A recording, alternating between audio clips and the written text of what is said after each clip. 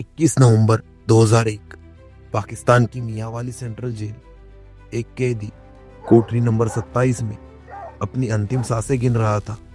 49 साल की उम्र, लेकिन शरीर 80 साल के बूढ़े जैसा। उसका नाम नबी अहमद शकीर, लेकिन यह उसका असली नाम नहीं था। 18 साल पाकिस्तान की जेलों में सड़ते हुए, 8 साल दुश्मन के दिल में घुसकर भारत के लिए जासूसी करते हुए। यह कहानी है उस शख्स की जिसे प्रधानमंत्री इंदिरा गांधी ने ब्लैक टाइगर का खिताब दिया था। उसने अपनी पहचान बदल दी, धर्म बदल दिया, देश बदल दिया, शरीर तक बदल दिया।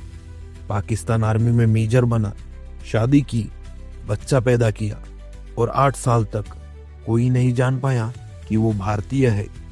यह कोई फिल्म नहीं दोस्तों, यह सच्चाई है। कड़वी, दर्दनाक, लेकिन सच्चाई। यह है रविंद्र कौशिक की कहानी, द ब्लैक टाइगर, भारत का सबसे खतरनाक जासूस। यह कहानी शुरू होती है 11 अप्रैल 1952 को राजस्थान का श्री गंगानगर, वो शहर जो भारत पाकिस्तान बॉर्डर से सिर्फ कुछ किलोमीटर दूर है। यही पैदा हुआ एक बच्चा, रविंद्र कौशिक। पिता जेएम कौशिक, जो इंडियन एयरफोर्स में अफसर थे। एक देशभक्त परिवार, लेकिन सीमा के उस पार दुश्मन। रविंद्र की आंखों के सामने 2 युद्ध हुए, पहला 1965 और फिर 1971। चूंकि उसका शहर भारत पाकिस्तान बॉर्डर पर था, उसने देखा युद्ध का मतलब क्या होता है, और उसके दिमाग में बस गया एक सवाल, मैं अपने देश के लिए क्या कर सकता हूं। इन युद्धों से उसके दिल में पनप रही देशभक्ति की भावना और भी तीव्र हो गई। राजस्थान के ही एसडी बिहानी कॉलेज में रविंद्र ने बीकॉम की पढ़ाई की, लेकिन उसका असली प्यार था थिएटर, नाटक करना, मिमिक्री करना, अलग अलग किरदार निभाना। कोई भी किरदार बन सकता था वो। कोई नहीं जानता था कि यही हुनर एक दिन उसकी जिंदगी बदल देगा। उसका सबसे पसंदीदा किरदार था भारतीय सैनिक की हूबहू नकल उतारना, या यूं कहे कि एक सैनिक की जिंदगी जीना। 1973 में लखनऊ में ओपन थिएटर कंपटीशन हुई।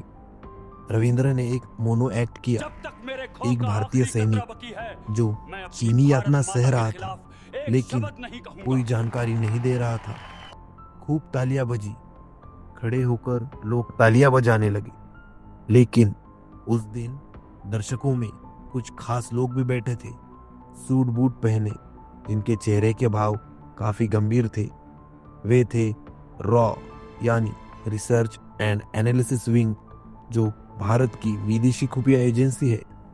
वे एक ऐसे शख्स को ढूंढ रहे थे जो दुश्मन के बीच घुसकर अपनी पहचान छुपा सके, और उस दिन उन्होंने अपना शख्स ढूंढ लिया। कुछ हफ्ते बाद रविंद्र को एक लिफाफा आया, आपको दिल्ली बुलाया गया है एक विशेष कार्य के लिए। रविंद्र ने परिवार को बताया कि उन्हें सरकारी नौकरी मिल गई है, लेकिन सच्चाई कुछ और थी। रविंद्र दिल्ली जा रहे थे क्योंकि उन्हें रॉ की ट्रेनिंग लेनी थी। उसी साल यानी 1973 में रविंद्र दिल्ली पहुंचे। एक गुप्त स्थान, ऊंची दीवारें, सुरक्षा गार्ड, अलग दुनिया। 2 साल 1973 से 1975 तक यह कोई आम नौकरी नहीं थी, यह था अपनी पहचान मिटाने का प्रशिक्षण। रविंद्र को कड़ी ट्रेनिंग दी गई। उसे समझाया गया, हमें एक एजेंट चाहिए जो पाकिस्तान में घुस सके, सेना में शामिल हो सके और सालों तक जासूसी कर सके। इसके लिए तुम्हें सब कुछ बदलना होगा, नाम, धर्म, भाषा, सब कुछ। अगर पकड़े गए तो भारत इनकार कर देगी कि तुम हमारे एजेंट हो। तुम अकेले मरोगे, गुमनाम। फिर भी क्या तुम तैयार हो? रविंद्र ने स्थिर आवाज में कहा, हाँ मैं तैयार हूँ। मेरे देश के लिए मैं कुछ भी कर सकता हूँ। और इसी के साथ 1973 में रविंद्र की रॉ की ट्रेनिंग शुरू हुई। पहला पार्ट शारीरिक था, शरीर को मशीन बनाना। दूसरा, एक भाषा, एक गलत उच्चारण और पकड़े जाओगे। तीसरा, धर्म बदलना, एक हिंदू अब मस्जिद में नमाज पढ़ रहा था। चौथा, जासूसी का असली काम, यातना सहना सीखना। उसे असली यातना दी गई प्रैक्टिस के लिए। और पांचवा, नई पहचान, नबी अहमद शकीर, पंजाब का गरीब लड़का। पूरा इतिहास गढ़ा गया, झूठे कागजात, झूठे दस्तावेज बनाए गए और नबी अहमद शकीर का पासपोर्ट तक बनाया गया जो पाकिस्तान का रहने वाला था। और फिर आखिरी परीक्षा, मुसलमान बनने के लिए खतना जरूरी था। 23 साल की उम्र में रविंद्र ने कहा, मेरे देश के लिए मैं अपनी जान भी दे सकता हूँ। यह तो सिर्फ एक छोटा बलिदान है। और उसने यह कदम उठाया, देश के लिए अपने शरीर को भी बदल दिया। यही है सच्ची देशभक्ति। और 1975 अप्रैल में रविंद्र कौशिक मर गया। सरकारी रिकॉर्ड से मिटा दिया गया। उसकी जगह नबी अहमद शकीर पैदा हुआ। जाने से पहले रविंद्र परिवार से मिला, लेकिन सच नहीं बताया गया। माँ रोती, पिता सलाम करते और छोटा भाई जल्दी आने की कामना करता। रविंद्र सिर्फ मुस्कुरा सकता था। वो जानता था शायद कि वो वापस कभी ना आ सके। 1975 अप्रैल की एक अंधेरी रात में, रात 2 बजे, एक परछाई सीमा पार कर दी। 23 साल का युवक अकेला, पीछे अपना देश और सामने दुश्मन का देश। हर कदम मौत के करीब, एक आवाज और गोली। लेकिन नबी आगे बढ़ता गया और आखिरकार उस तरफ पाकिस्तान, कराची पहुंचा। कराची पाकिस्तान का सबसे बड़ा शहर। नबी यहाँ पहुंचा एक छात्र बनकर। कराची यूनिवर्सिटी में LLB की पढ़ाई के लिए दाखिला लिया। यह उसके कवर का पहला हिस्सा था। पहली रात छोटे कमरे में एकदम अकेला। पहली बार उसे एहसास हुआ उसने क्या किया है। वो पूरी तरह अकेला था। कोई नहीं था जिससे वह कुछ बोल सके। उस रात वो रोया, आखिरी बार रविंद्र के लिए रोया। धीरे धीरे नबी ने दोस्त बनाए, सबका प्यारा बन गया। हर शुक्रवार मस्जिद, परफेक्ट मुसलमान की तरह। पढ़ाई में अच्छा था, LLB अच्छे नंबरों से पास किया। 1977 2 साल बीत गए। LLB पूरी की और फिर सबसे बड़ा दाव, पाकिस्तानी आर्मी में आवेदन। नबी अहमद का इंटरव्यू लिया गया। 3 पाकिस्तानी कर्नल। उन्होंने पूछा, तुम आर्मी में क्यों आना चाहते हो? नबी ने जवाब दिया, सर, मैं अपने मुल्क की सेवा करना चाहता हूँ। भारत से हमारे देश को बचाना चाहता हूँ। भारत से बचाना, यह शब्द बोलते हुए नबी के अंदर कुछ टूटा, लेकिन बाहर बिल्कुल सीरियस। उसके बाद नबी का मेडिकल टेस्ट कराया गया। डॉक्टर ने खतना देखा, मुसलमान है, सब सही। और जो असंभव था हो गया। आखिरकार नबी अहमद शकीर को पाकिस्तानी आर्मी में चुन लिया गया, मिलिट्री अकाउंट्स डिपार्टमेंट में। अब एक भारतीय पाकिस्तान आर्मी का हिस्सा था। उसने पहली बार पाकिस्तानी आर्मी की यूनिफॉर्म पहनी। आईने में देखा एक पाकिस्तानी अफसर, लेकिन अंदर एक भारतीय रो रहा था। उसके पिता इंडियन एयरफोर्स में थे और बेटा दुश्मन की वर्दी पहन रहा था। यही है जासूसी का सबसे क्रूर पहलू। मिलिट्री अकाउंट्स डिपार्टमेंट, यहाँ पाकिस्तानी आर्मी की पूरी जानकारी थी। कौन सी रेजिमेंट कहाँ, कितने सैनिक, कौन से हथियार, सब कुछ। यह खुफिया जानकारी का खजाना था और नबी इसके बीच में बैठा था। साल बीते और नबी लेफ्टिनेंट से कैप्टन और फिर मेजर बन गया। हर साल रैंक बढ़ती गई। सब उसे पसंद करने लगे, पर सबको यकीन दिलाने के लिए 1978 में नबी ने एक और मुश्किल फैसला लिया, शादी का। अपना कवर बनाए रखने के लिए उसे हाँ कहनी पड़ी। निकाह की रस्में निभाई गई। कबूल है, लेकिन यह सबसे बड़ा झूठ था। अमानत मासूम थी, उसे प्यार हो गया, वो खुश थी, लेकिन उसे नहीं पता था कि उसका पति नबी अहमद शकीर कौन है।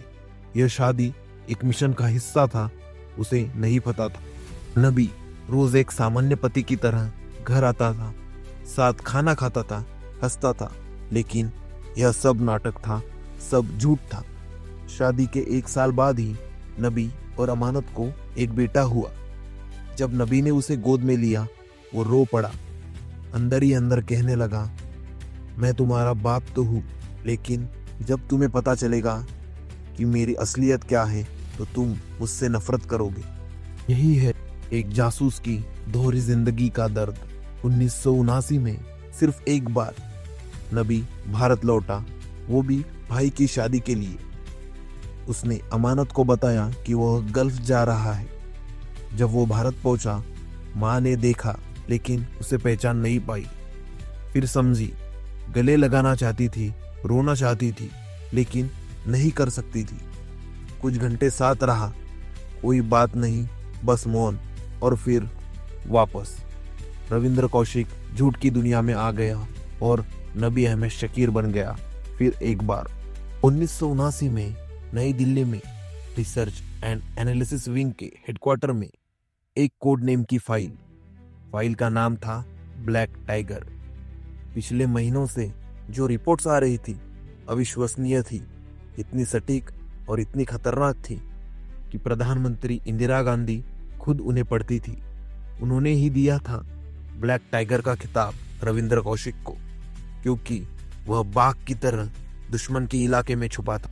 आइए जानते हैं नबी अहमद शकीर के पहले बड़े खुफिया मिशन के बारे में। मार्च 1980 में रावलपिंडी के पाकिस्तान आर्मी हेडक्वार्टर में मेजर नबी अहमद शकीर, या जैसा रॉ जानती थी रविंद्र कौशिक, अपने ऑफिस में बैठा था।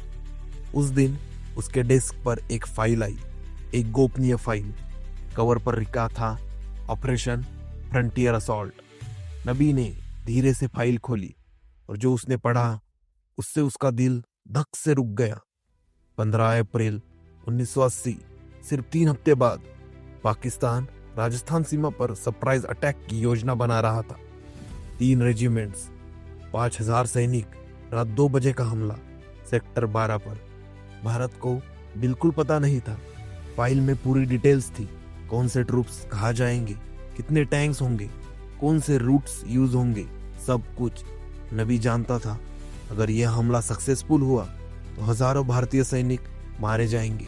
उसके सीनियर कर्नल रशीद उसके पास आए और मुस्कुराते हुए बोले, मेजर नबी, यह फाइल अच्छे से समझ लो, बहुत इंपॉर्टेंट है, हमारा सबसे बड़ा मिशन है। नबी ने तुरंत खड़े होकर सलाम किया और कहा, जी सर, मैं सारे लॉजिस्टिक डिटेल्स तैयार कर दूंगा। इस ऑपरेशन को कामयाब बनाने के लिए कुछ भी कमी नहीं होगी। कर्नल चले गए और नबी अकेला रह गया उस फाइल के साथ। उसने चारों ओर देखा, सब अपने काम में व्यस्त थे, किसी की नजर उस पर नहीं थी। और फिर उसने वो किया जो रॉ ने उसे सिखाया था, फोटोग्राफिक मेमोरी। हर पन्ना 2-3 सेकंड के लिए आंखों से तेजी से स्कैन की। हर शब्द, हर नंबर, हर नक्शा सब दिमाग में सेव हो गया। 5 मिनट में पूरी फाइल याद हो गई, हर छोटी डिटेल। फिर उसने फाइल बंद की, धीरे से रखी और अपने नॉर्मल काम में वापस लग गया। लेकिन अंदर उसका दिल तेजी से धड़क रहा था। उसके हाथ हल्के कांप रहे थे, क्योंकि वो जानता था अब उसे यह जानकारी भारत तक पहुंचानी होगी, किसी भी कीमत पर। उस रात घर पहुंचकर नबी बिल्कुल नॉर्मल दिखने की कोशिश कर रहा था।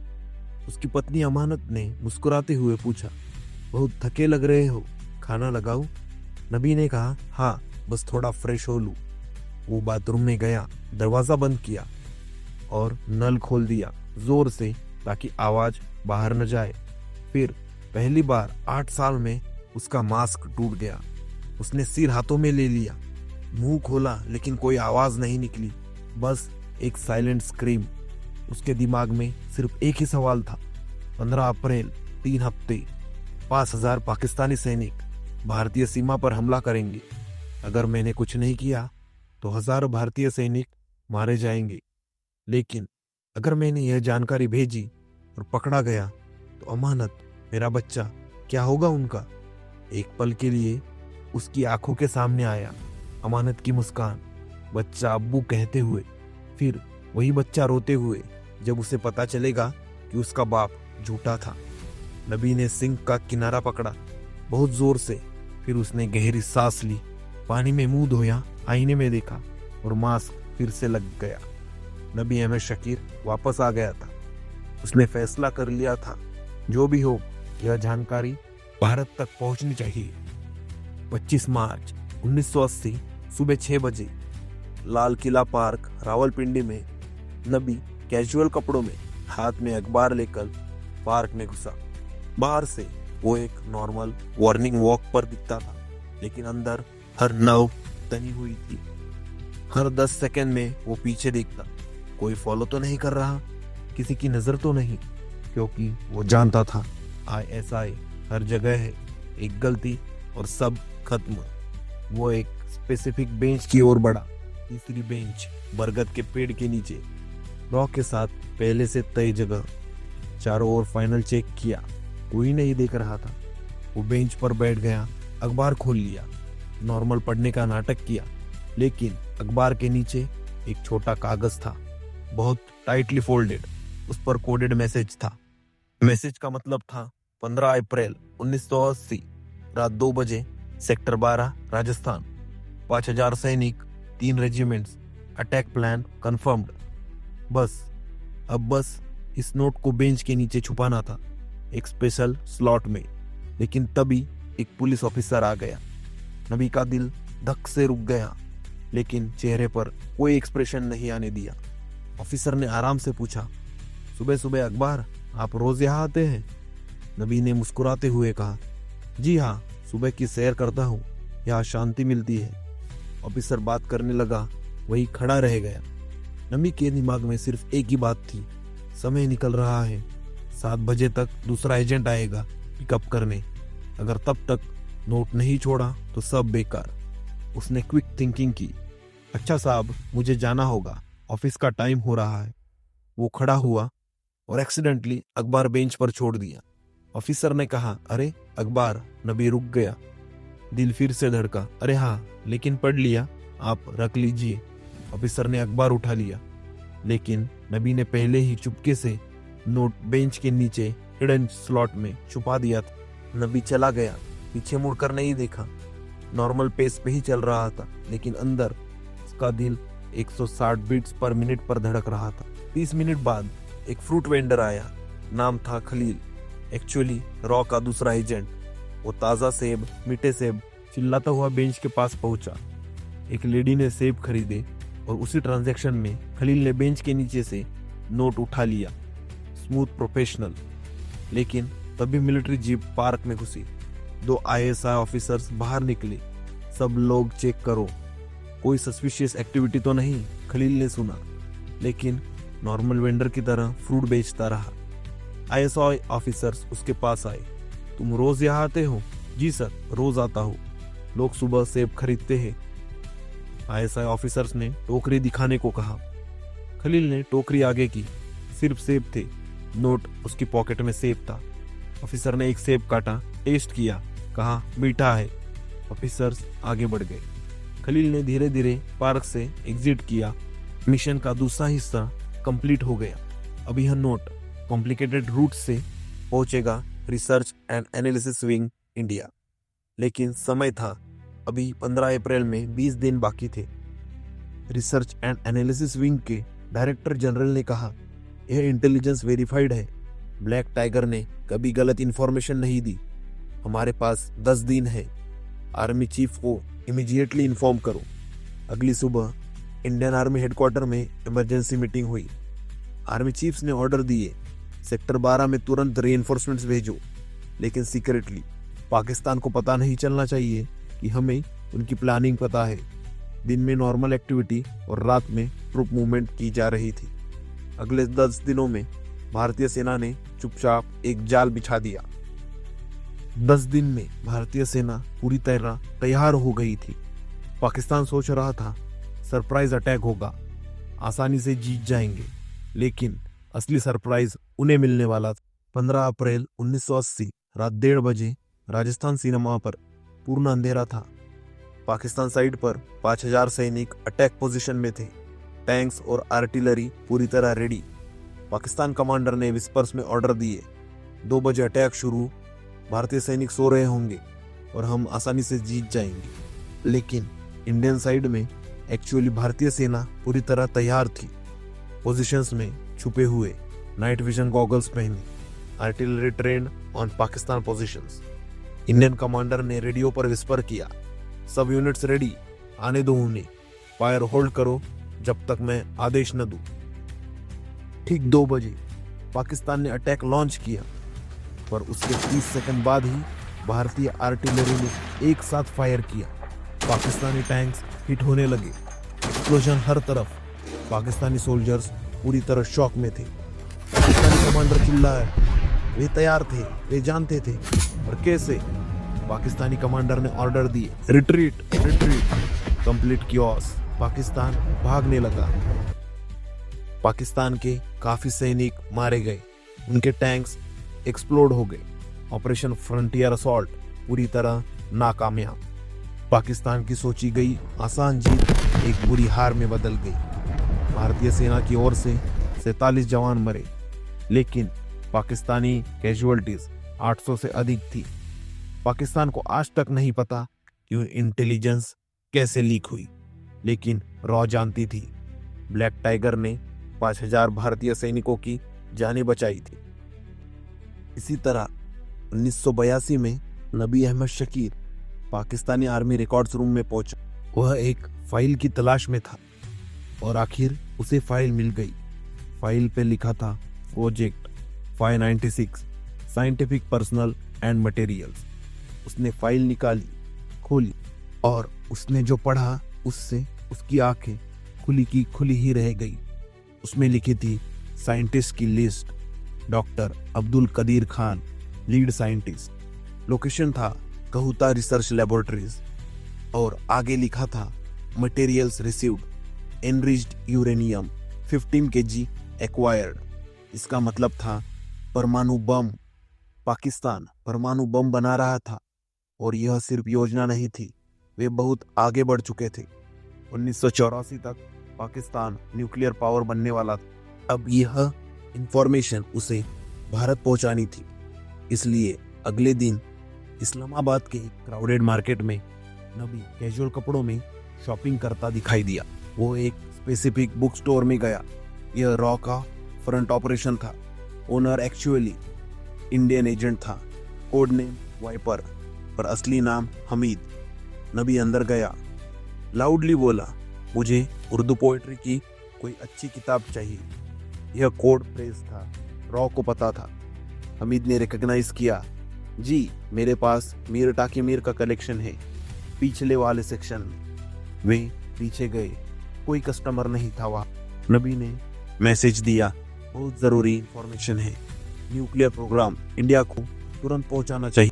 नबी ने एक बुक उठाई, चीट कोड जिसमें इंफॉर्मेशन लिखी थी, उसमें रख दी और बुक बंद कर कर हमीद को लौटा दी।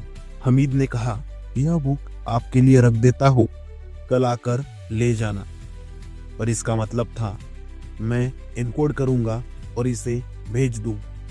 नबी बाहर निकलने लगा, लेकिन तभी 2 ISI एजेंट्स शॉप्स में घुसे। पर नबी ने बताया कि वह पाकिस्तानी आर्मी में मेजर था, और इसी का फायदा उठाकर उसने ISI एजेंट्स को बुक स्टोर चेक करने से रोक दिया। कुछ दिनों बाद यह इंफॉर्मेशन भारत पहुंची। PM इंदिरा गांधी ने डिटरमिन्ड होकर कहा, हमें तुरंत कार्रवाई करनी होगी कई लेवल्स पर। और फिर भारत ने मल्टी प्रोंग स्ट्रेटजी शुरू की, डिप्लोमेटिक प्रेशर बनाया। भारतीय डिप्लोमेट्स ने US और USSR को इंफॉर्मेशन दिया। इंटरनेशनल प्रेशर पाकिस्तान पर बढ़ने लगा, और इस तरह पाकिस्तान की न्यूक्लियर स्ट्रेटजी पर रोक लगाने में भारत सक्षम हो गया। ब्लैक टाइगर की इस एक इंटेलिजेंस ने इंडिया को 2 साल का एडवांटेज दे दिया। इन 2 सालों में इंडिया ने अपनी न्यूक्लियर कैपेबिलिटी तेज की, और जब 1998 में इंडिया ने अपना न्यूक्लियर टेस्ट किया, तब यह याद रखा गया कि 1982 में एक जासूस ने हमें वार्निंग दी थी। इसी तरह ब्लैक टाइगर ने अन्य कई जानकारियां दी, जैसे सेना, पाकिस्तानी सेना कितनी और कहाँ तैनात थी, पाकिस्तान ने कौन से हथियार खरीदे जैसे F-16, और पाकिस्तान के परमाणु कार्यक्रम, और पाकिस्तान के आतंकवाद और ट्रेनिंग कैंप। उन 4 सालों में रविंद्र कौशिक ने या कहे ब्लैक टाइगर ने 20,000 भारतीय सैनिकों की जान बचाई। यह केवल एक अनुमान है, असल संख्या शायद और भी ज्यादा है। 50 से ज्यादा सफल ऑपरेशन की जानकारी दी। पाकिस्तान के हर सैन्य कदम की भारत को पहले से खबर दी। यह था भारत का सबसे बड़ा स्ट्रेटेजिक एडवांटेज, और सब एक आदमी की वजह से। एक ऐसा आदमी जिसे कोई नहीं जानता था, पर हर रात मेजर नबी अहमद शकीर जब सब सो जाते तब छत पर जाता, तारों को देखता। कहीं दूर उस तरफ भारत था, उसका असली घर, उसकी असली माँ। वो चाहता चिल्लाकर कहे कि माँ मैं यहाँ हूँ, लेकिन नहीं कह सकता था। वो गूंगा हो चुका था, अपनी आवाज भूल चुका था। 8 साल रोज यही पीड़ा। यही है जासूसी की असली कहानी। एक्शन नहीं, ग्लैमर नहीं, बस अकेलापन, दर्द और धीरे धीरे मरना। और सबसे डरावनी बात, धीरे धीरे वो खुद को भूलने लगा था। हिंदी शब्द भूलने लगा था, उर्दू नेचुरल लगने लगी थी। अपनी माँ का चेहरा धुंधला दिखाई देता और अमानत का चेहरा क्लियर। नबी रविंद्र को खो रहा था, और एक दिन शायद रविंद्र पूरी तरह मर जाएगा। यही सबसे बड़ा डर था। 1983 में रॉ में एक बड़ी चिंता सामने आई। ब्लैक टाइगर से संदेश आना बंद हो गए। 1 हफ्ता, 2 हफ्ते, महीना, कोई संदेश नहीं। रॉ परेशान हो गया। क्या हुआ? कहाँ है वो? 3 संभावनाएं थी। ब्लैक टाइगर पकड़ा गया, मर गया, या ब्लैक टाइगर पाकिस्तान के साथ मिल गया। हर पॉसिबिलिटी खतरनाक थी, और रॉ ने एक फैसला लिया, एक घातक फैसला। एक और एजेंट भेजना होगा चेक करने के लिए, और चुना गया इनियात मसीह। 25 साल का, सिर्फ 6 महीने की ट्रेनिंग। यही रॉ की सबसे बड़ी गलती। इनियात तैयार नहीं था, लेकिन रॉ को जल्दी थी। बस कांटेक्ट करो और वापस आओ। वे नहीं जानते थे यह कितना खतरनाक होगा। अप्रैल 1983, इनियात सीमा पार करने की कोशिश कर रहा था, लेकिन वह पकड़ा गया। उसे सियालकोट के आईएसआई केंद्र में कई यातनाएं दी गई। 1-2 हफ्तों तक शारीरिक यातनाएं दी गई, बिजली, वाटर बोर्डिंग। 2 महीने, 60 दिन, हर दिन नई यातना। कोई इंसान इतना नहीं सह सकता। इनियात तो सिर्फ 25 साल का था, और सिर्फ 6 महीने की ट्रेनिंग थी। और आखिर इनियात मसीह टूट गया, और उसने बता दिया कि नबी अहमद शकीर, जो पाकिस्तानी आर्मी में मेजर है, वह पाकिस्तानी नहीं, भारत के रिसर्च एंड एनालिसिस विंग का एक एजेंट है।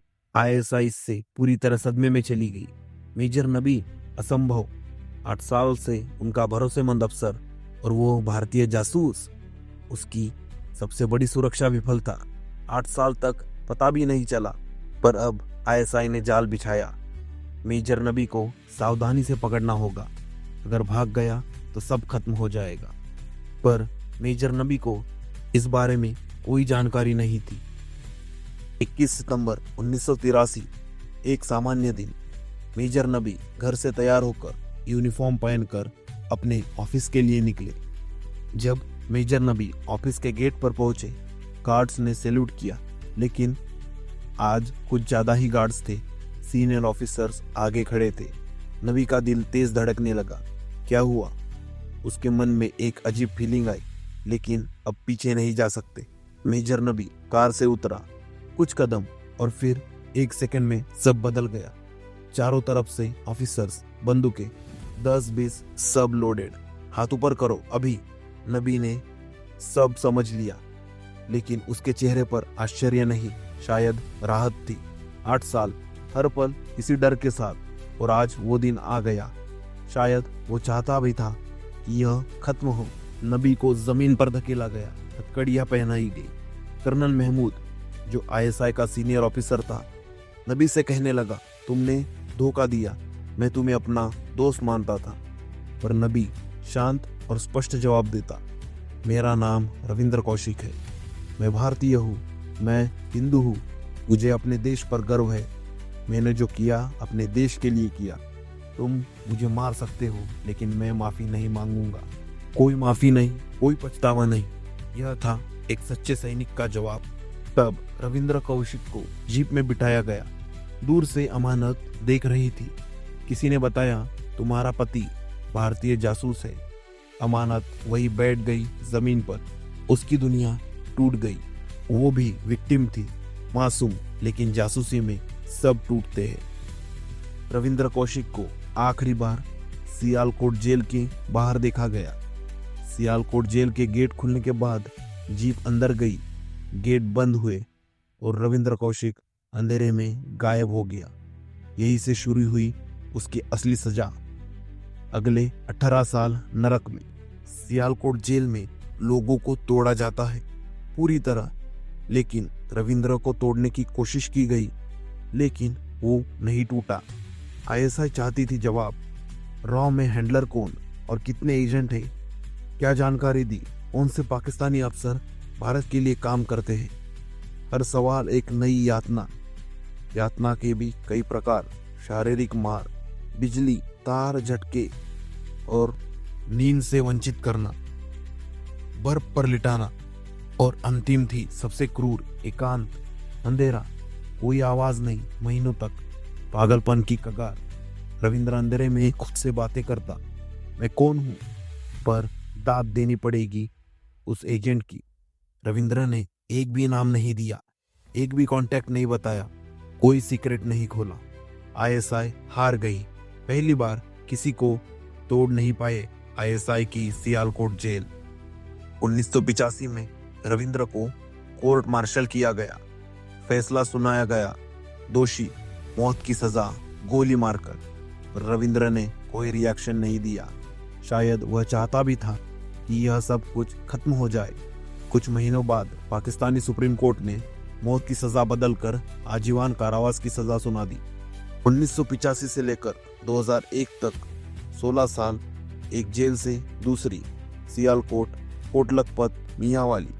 रविंद्र कौशिक कैदी नंबर 27 बन गया। पहचान मिट गई। 6 फीट बाय 8 फीट, यही थी उसकी दुनिया। 16 साल तक एक गंदी चटाई, एक टूटा बर्तन, दीवार पर खरोचे, दिन गिनते हुए। यहाँ भारत में उसका परिवार तड़प रहा था। 1988 में पिता ने प्रधानमंत्री को खत लिखा, मेरा बेटा देश के लिए गया था, अब वह जेल में है, कृपया वापस लाइए। पर उन्हें केवल एक ही जवाब आता, हमें कोई रविंद्र कौशिक के बारे में जानकारी नहीं, हमारे रिकॉर्ड्स में कोई नाम नहीं। आखिर भारत सरकार भी क्या करती? अगर भारत स्वीकार करता तो तनाव बढ़ता और एजेंट्स खतरे में आ जाते।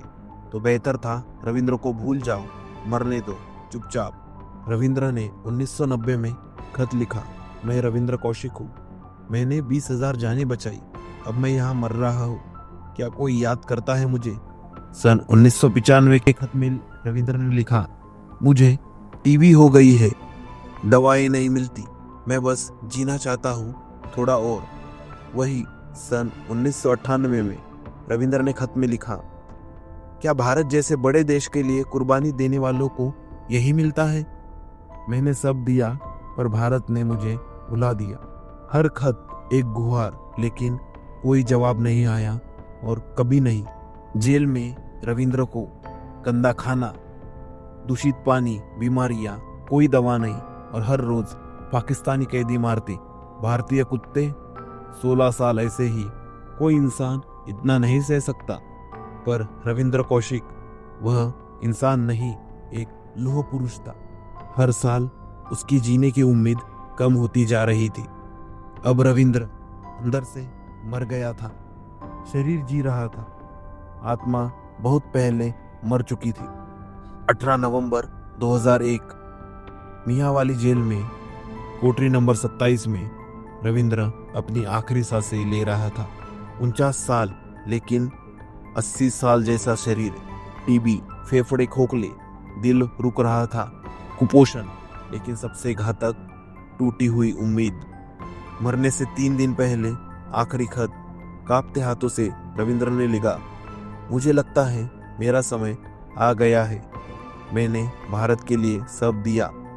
माँ, अगर यह खत पहुँचे तो जान लेना मैं अब नहीं रहूँगा, माफ़ करना मैं घर नहीं आ सका, अलविदा।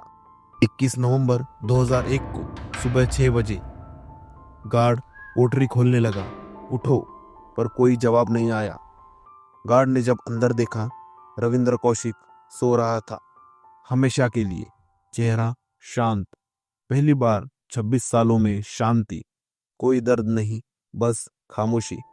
भारत का सबसे बड़ा जासूस दुश्मन की जेल में अकेला मर गया। पाकिस्तानी अखबारों में बस एक छोटी सी खबर छपी, भारतीय जासूस की मौत, 3 लाइन बस। जब खबर भारत पहुंची, जब पिता को बताया गया आपका बेटा मर गया, तो पिता ने छाती पकड़ ली। उन्हें दिल का दौरा आ गया और उसी दिन वे भी गुजर गए। रविंद्र को जेल के कब्रिस्तान में दफनाया गया। कोई नाम नहीं, केवल नंबर 27। कोई सैन्य सम्मान नहीं, कोई तिरंगा नहीं, कोई परिवार नहीं। भारत का सबसे बड़ा जासूस दुश्मन की धरती में गुमनाम दफन हो गया। कोई नहीं जानता वो कब्र कहाँ है। एक जासूस, एक सैनिक और एक भुला दिया गया नायक। रविंद्र कौशिक ने साबित किया कि देश प्रेम के लिए वर्दी नहीं, बल्कि जज्बे की जरूरत होती है। उनकी जिंदगी एक रोमांचक फिल्म थी, लेकिन उनका अंत एक दर्दनाक हकीकत। रविंद्र कौशिक भारत के वो ब्लैक टाइगर हैं जिनकी दहाड़ भले ही इतिहास के पन्नों में कहीं खो गई हो, लेकिन उनकी देशभक्ति की गूंज आने वाली पीढ़ियों को हमेशा राष्ट्र सेवा के लिए प्रेरित करती रहेगी। भारत माँ के इस सच्चे सपूत और ब्लैक टाइगर को हमारा शत शत नमन। जय हिंद। अगर आपको वीडियो पसंद आया तो लाइक करें, शेयर करें और चैनल को सब्सक्राइब करना ना भूलें। धन्यवाद।